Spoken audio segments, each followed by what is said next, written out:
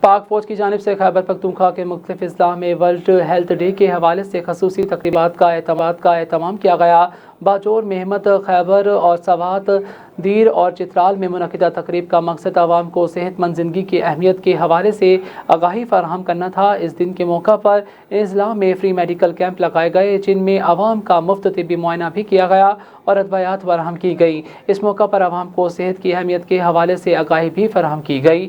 اس کے علاوہ اس کے ساتھ ساتھ ان اضلاع میں خصوصی لیکچرز کا بھی اہتمام کیا گیا، جن میں عوام کو صحت مند زندگی گزارنے کے لیے اپنا کردار ادا کرنے پر زور دیا گیا۔